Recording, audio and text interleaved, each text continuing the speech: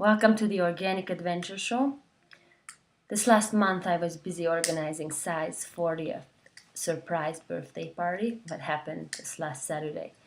Happy birthday, Sai! So after a fun, long weekend, we got sick. Levi and I got really sick, and Kyle didn't get anything. So after a few days of slowing down and cuddling and reading, as I was talking about it last week, I had to slow down. There was no choice. It felt good even though we were full of pain.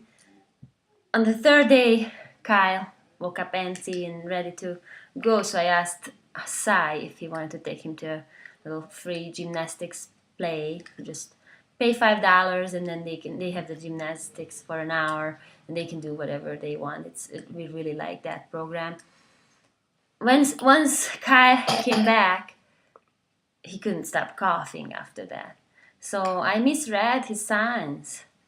Instead of picking up the speed he needed to, he was actually getting sick. So as I talked about it last week about slowing down, sometimes we have to slow down, sometimes we have to pick up the speed, and sometimes we have to look for signs of the sickness as I was looking for, but I really thought it was more like a behavior that showed that Kyle needed more socialization and have some fun. So the case is not all the time that we have to slow down, but a lot of times when the child acts out, then that's the first question I ask. Did we overschedule? Do we have too much going on? Does my own child miss me? As I was talking about last week, once we slow down, we start to listen to ourselves. We are able to hear our inner voice, and also we are able to listen to our own child.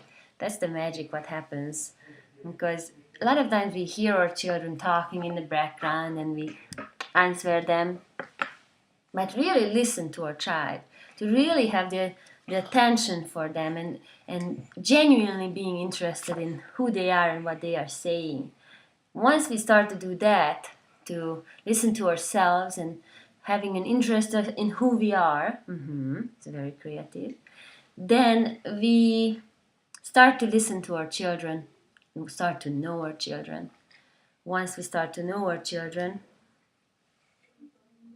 then we start to take responsibility for our children. Instead of giving the power to our gynecologist or to the OBGYN or to the labor nurse or to the school of when will they teach our children to read, and then if the child doesn't learn to read, then we can blame them instead of playing those games. I see you're showing them what you made. We can actually take full responsibility for the child who we have, with the good and the bad, with all the characters that we like or don't like. Once we know these characters better, once we know our child better, once we listen more, then we will be happier and we won't have the fear of all those social pressures and ideas that they put in our head about our child, or how we should raise our children, or how our child should be at age 1 and 10 and 20, or what kind of mother we should be, and how can we be better mothers. So exactly what I was talking about, not being afraid of yourself, of your parenting style, and of your own child, and creating a relationship, an honest relationship with yourself and with your child will help you to give you this feeling of you are able to take responsibility for what kind of parent you are and for your child, instead of just hoping that you can blame somebody else for something that goes wrong. Now, one more thing happened this week. My child loves to read books, but he loves to read books about trucks and spaceships and trains and Toy Story. and Toy Story. And I love those books. I love every kind of books. Books are one of my favorite things to do. But I like the girly books too. When I was visiting my friend a few weeks ago, her daughter wanted me to read this story about this wedding dress that I just absolutely loved. So I realized how much I missed the girly stories.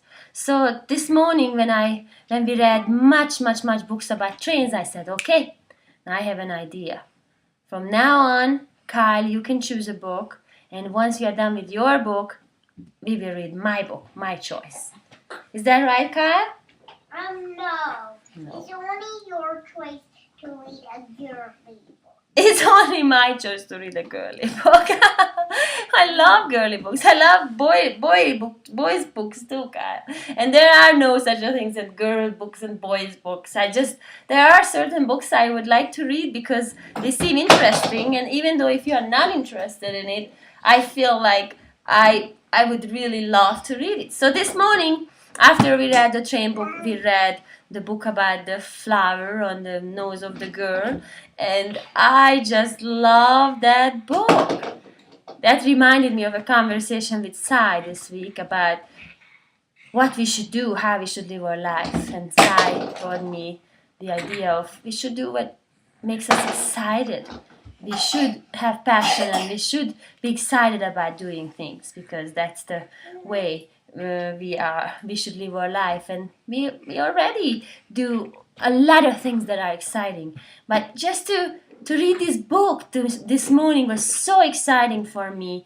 And once we read it, it just made my day richer and made me happier.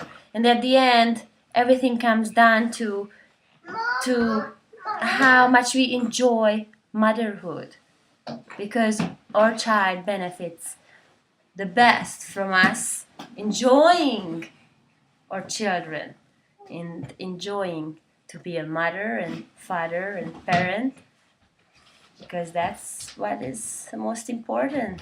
We can read more, we can learn more, we can do things better or worse day by day, but at the end what matters is how much we enjoy parenthood. Thank you for listening.